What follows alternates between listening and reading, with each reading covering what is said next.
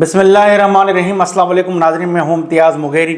آپ دیکھ رہے ہیں میرا یوٹیوب چینل۔ آپ سے گزارش ہوگی میرے یوٹیوب چینل کو سبسکرائب کریں تاکہ آنے والے دنوں میں ویڈیوز بر وقت آپ تک پہنچ سکیں۔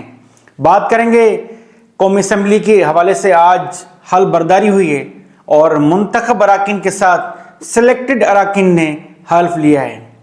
اب اس ایوان میں جہاں لوگ منتخب ہو کے آئے ہیں وہاں بڑی تعداد میں مینڈیٹ چوری کر کے ایسے ارکان بھی اسمبلی میں بھیجے گئے ہیں جو عوامی مینڈیٹ نہیں رکھتے اور وہ فارم 47 کے تحت آئے ہیں۔ فارم 45 کے نتائج کے مطابق کوئی اور جیت چکا ہے اور فارم 47 کے مطابق یہ جو جعلی مینڈیٹ لے کے ایوان میں آئے ہیں، جن کو سلیکٹڈ کہا جا سکتا ہے، وہ اراکین بیٹھے ہوئے تھے۔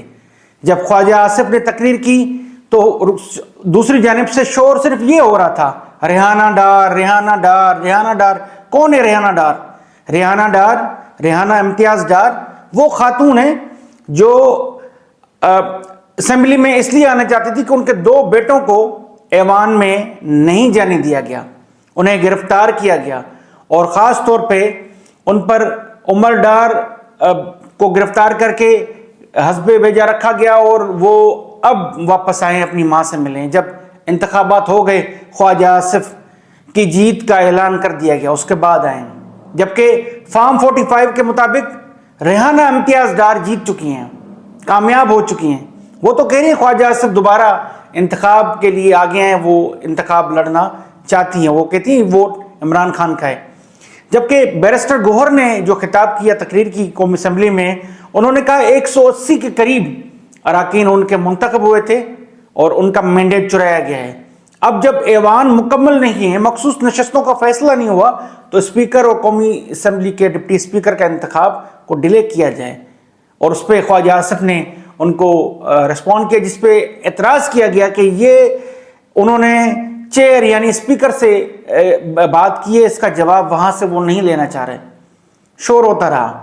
جب میاں نواز شریف تقریر رجسٹر پہ دستخط کرنے آئے تو چور چور کے نعرے لگائے گئے اور خواجہ آصف نے گھڑی اتار کر جوابی طور پہ گھڑی دکھائی۔ اب یہ وہاں سے نعرے لگتے رہے اور یہاں سے بھی نعرے لگتے رہے۔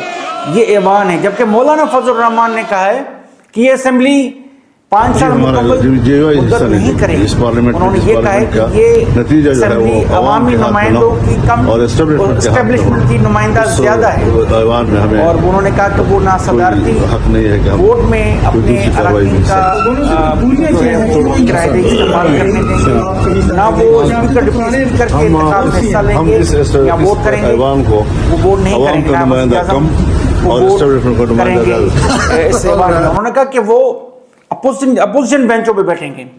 اس ایوان کو انہوں نے اسٹیبلشمنٹ کا ایوان کہہ دیا۔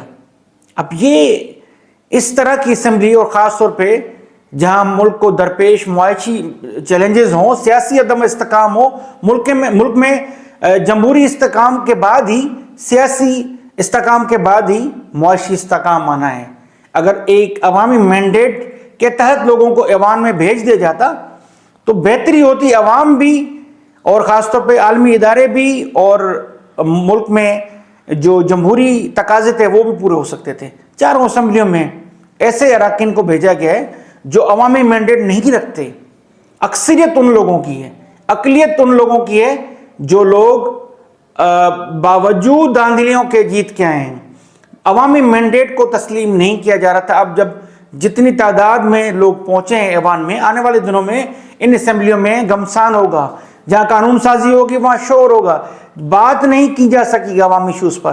کس طریقے سے ان ایوانوں کو چلایا جائے گا، یہ ایک بڑا چیلنج ہوگا، خاص طور پہ اس اسمبلیوں کے اسپیکرز کے لیے، ڈپٹی اسپیکر کے لیے، جو اس ایوان کو عوام کی امنگوں کے مطابق چلانے کے لیے وہ کہیں گے اراکین کو کہ وہ بیٹھ جائیں، لیکن کیونکہ مینڈیٹ نہیں ہے، جعلی مینڈیٹ سے جو اسمبلیاں بنیں گی ان کی مدت کتنی ہوگی، کس طریقے سے ان کو چلایا جائے گا۔ زبردستی دوست سے تو چلایا جا سکتا ہے، لیکن عوامی مینڈیٹ کے مطابق ان ایوانوں کو وہ حمایت عوامی حاصل ہی نہیں ہوگی۔ اب ہونا یہ چاہیے کہ جمہوری ایوانوں کو جمہوریت کے تحت چلانے کے لیے جو مختلف حلقوں کے جو درخواستیں ہیں مختلف امیدواروں کی، ان کے حلقوں کے ووٹ دوبارہ چیک کیے جائیں، جانچے جائیں اور مینڈیٹ ان کو واپس کیا جائے.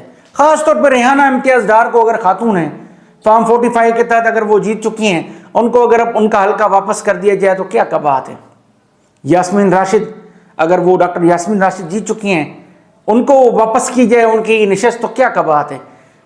مریم نواز کے مد مقابل خاتون جیت چکی ہیں تو مریم نواز کی سیٹ اگر ان کو واپس کی جائے تو کیا بات ہے. کیا ہو جائے گا اگر یہ 2-3 سیٹیں واپس کی جائیں. لیکن انا کا مسئلہ ہے، ایوانوں میں دوست دھاندلی اور اب دھمکیوں پہ اتر آئے ہیں. احسان اقبال صاحب کہتے ہیں اگر اس طریقے سے ایوان میں شور کیا گیا تو ان کو سخت ہاتھوں سے نمٹیں گے. مطلب پولیس موبائل بھیج دیں گے، گرفتاریاں کریں گے، ایوان کے بعد ان کے گھروں میں پولیس جائے گی. تو کیا یہ طریقہ کار ہے؟ یہ پارلیمانی زبان ہے؟ ابھی آپ نے حلف لیا ہے اور آپ یہ دھمکیاں دینے پہ اتر آئے ہیں اس معزز اراکین کے لیے. ملک بھر میں عوام منتظر ہے، ماہ رمضان کی آمد ہے. وہ کہتے ہیں کہ مہنگائی کی شرح جو ہے وہ بہت زیادہ بڑھ گئی ہے. پھل فروٹ اور جو روزمرہ کی جو اشیاء استعمال ہوتی ہیں گھروں کے کچنز میں، وہ ان کی جو قیمتیں ہیں وہ آسمان تک چلی گئی ہیں. اور ہمارے ماشاءاللہ جو تاجر برادری ہے، جو چھوٹے تاجر ہیں، وہ خاص طور پہ خود اس پہ آگے ہیں، کیونکہ حکومت کام کرنے سے رہی. جو حکومتی ادارے ہیں جو جانچتے ہیں، جو پرائس کنٹرول کے ادارے ہیں، وہ تو رشوت لے کے چلے جاتے ہیں. وہ کہتے ہیں اگر 200 روپے کیلے اس وقت ہیں، بھلے آپ 600 کر دیں، ان کو تھوڑا سا حصہ دے دیں. اگر بیسن کی قیمت میں 2 یا 4 گنا اضافہ ہو رہا ہے تو ہونے دیں. کھجور مہنگی ہو رہی تو ہونے دیں. ان کو صرف حصہ چاہیے، عوام کو ریلیف چاہیے. عوام پہلے ہی پریشان ہے، بجلی کے مہنگے بل، گیس کے مہنگے بل، بھاری بھرکم اسکول کی فیسز اور میڈیسن جو مہنگی کر دی گئی ہیں. جو روزمرہ کی میڈیسن جو شوگر کے پیشنٹ کھاتے ہیں، کینسر کے پیشنٹ کھاتے ہیں، اور مختلف جو ایسے مریض ہیں جن کی دوا روز خوراک سے زیادہ ان کو میڈیسن کی ضرورت ہوتی ہے، ان کی دوائیاں مہنگی ہو گئی ہیں. عوام کو یہ ضروریات ہیں کہ ان کی میڈیسن سستی کی جائے، ان کے اسکول کی فیسز کو سستا کیا جائے، بجلی کے بلوں کو سستا کیا جائے، ان کو سہولیات آسانی سے میسر ہوں تاکہ وہ روزمرہ کے گھروں کو معاملہ چلا سکیں. اور یہ تب ہوگا جب ملک میں سیاسی استحکام ہوگا اور اس سے ہی معاشی استحکام آئے گا. اس پہ غور کوئی نہیں کر رہا، کوئی اپنے انتقامی سیاست اور بدلے لینے پہ تلا ہوا ہے. اب تو مریم نواز وزیر اعلیٰ بنی ہے، دیکھنا ہوگا کہ آنے والے دنوں میں وہ کس طریقے سے پنجاب جیسے بڑے صوبے کو چلاتی ہیں. اور مراد علی شاہ یہاں پہ سندھ میں منتخب ہیں، وہ کیا کرتے ہیں، کس طریقے سے چلاتے ہیں؟ کیا وہ صرف تقاریر کریں گے، بڑی بڑی باتیں کریں گے، اجلاس کریں گے، ٹکرز بنائیں گے، خبریں چلوائیں گے؟ عمل زیرو. عمل درآمد چاہیے تمام قوانین پہ اور عوام کو ریلیف دینے پہ. آنے والے دنوں میں میں رکھوں گا آپ کو ملکی سیاسی صورتحال، دیگر معاملات سے باخبر. ملتے ہیں نیکسٹ ویڈیو میں، تب تک کے لیے اللہ حافظ.